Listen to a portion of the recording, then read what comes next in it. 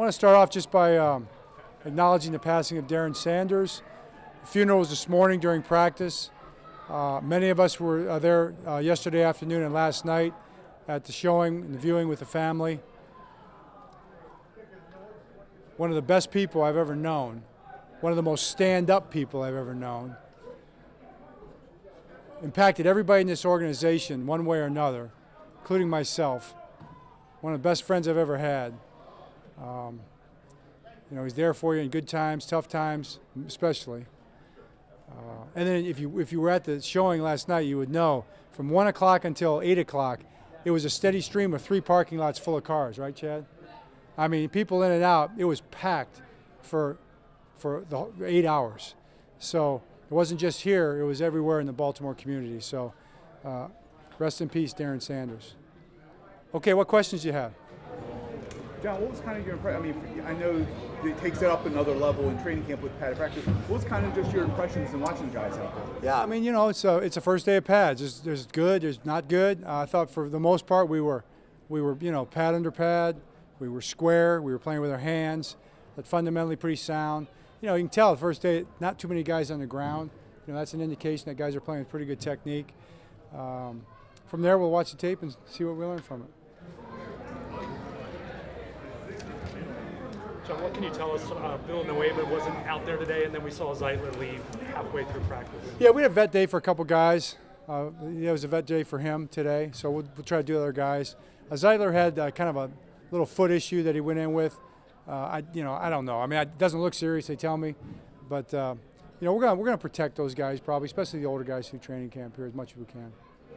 John, I know it's hard to see individual guys out there in the practice like that, but Ben Cleveland getting in the pads there again, kind of where assess a little bit where he is. He looked certainly like his technique is where you want it to be. Yeah, I can't wait to see the tape really. He's got some things. We talked about some things in pass protection. His sets get a little open. He drops his outside foot a little bit sometimes, so he's working on that today. So hopefully that was better. Maybe you saw that, Pete. So we'll see where all those guys are. Technique is pretty darn important in the offensive line, I'll tell you that. John, you guys announced official Justin Houston signing. He passed his physical, I guess, signed. COVID protocol, do you have any idea when he may be able to practice, or is the date still up in the air? No, it's a 5-day thing. That's if you're unvaccinated, you've got to go through the 5-day testing protocol that they had last year. So 5 days from yesterday, the clock starts? I don't know what day. It's either yesterday or the day before. I don't know. Probably from when he signed. When did he sign? Yesterday? Yesterday. So yeah, okay. John, do you have I don't worry too much about some of that. They'll tell me when he's going to be there. We'll have him plugged into practice. Do you have an official date? Do we know when Lamar will be back at? Or? Yeah, Lamar's a 10-day, so just have to go back and count your days. We're kind of we've tried. We're media. We're not very good at counting. I don't know. Call Eric. Call Eric and ask him. Okay. We Yeah. didn't know if it was Friday It gets a little closer. Friday or Saturday? We didn't know because our. I'll plan for Friday. Okay. Plan for the best, and we'll see. Coach you? No, you can quote me anytime you want. Yeah. Anything else? John, what have you liked about Brandon Stevens so far? When watching him for a while and watching him again. Natural. I think understanding of the game back there, especially given that he was a running back for 2 years in college. That's pretty darn impressive. So he's a very quick learner, kind of a natural mover for a defensive back. Bradley at center, as far as the snaps, early on it was a little rough, but it seems to have cleaned up a little bit, feeling better about where he is with that. Yeah, I mean, I didn't feel bad about it the first day. It's just we just have to chase it every day. We had some high snaps today from a couple of centers, so those snaps need to be there as much as possible. And it's tough. All of a sudden you got, a loaded pressure coming from one side or the other, and you got to get moving out of there. Your hips might come up, you might drop, you might step up, and all of a sudden the ball starts moving somewhere, because your hand's moving on the release. So just got to keep working on that under pressure. It's one thing to be out there just sitting there snapping. It's like throwing batting practice. It's another thing when it's real. John, JK's talked a little bit about how this offseason he obviously worked on his football game, but he also wanted to learn Spanish. And Who's that? JK. And I know, football, the offseason is a time to recharge those batteries, but it's also a time for personal growth and, to become a kind of better person, better human. I mean, what do you want guys to take away from the offseason? Just that chance to learn stuff and to do cool stuff again before?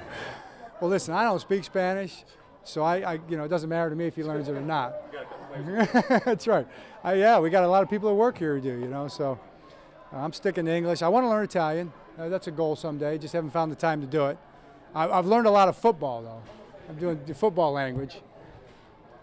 I'm not sure how to even answer that, but I think it's great. I want guys to be well-rounded. Of course, I mean, we do stuff in the off-season too. We're not all we're not all hard-headed, you know. But right now, it's not really on the forefront of my thoughts. Yeah. Coach, as hard as it is to assess individuals without the tape, I've been out here 3 times. My notebook's filled with 93, 93, 93, 93. Calais, just your impressions of him so far. I mean, he seems to be really active. I agree with that. I mean, he is flashing a lot. He's just a big, powerful guy, and he's practicing hard. He's healthy. We've got to do a great job. You know, he talks about he's at this stage. He's not going to be out there every day, every play. We don't need him. He doesn't need that.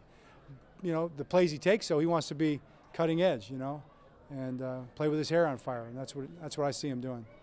Coach, have you noticed any improvement on Ricard catching the ball out of the active? I think he's looked good so far. You know, I thought he was pretty good last year, but he was kind of limited to the flat routes that we ran. So hopefully we can expand him a little bit. You know, he's going to be a little more online with Nick being out, so he'll be a little more of the inline Y type stuff. So that would entail, you know, obviously more routes. I don't think he's going to become Mark Andrews anytime soon, but doing a good job. All right. Okay. Coach John.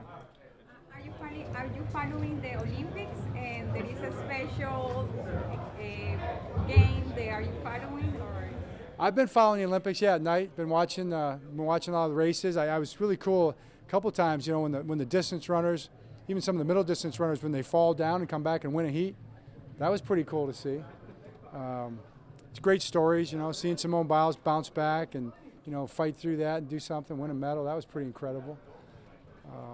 I like the stories. I like the stories about the people. You know, I think it makes me proud to be in athletics. It makes me proud to be an American when you see what people are doing.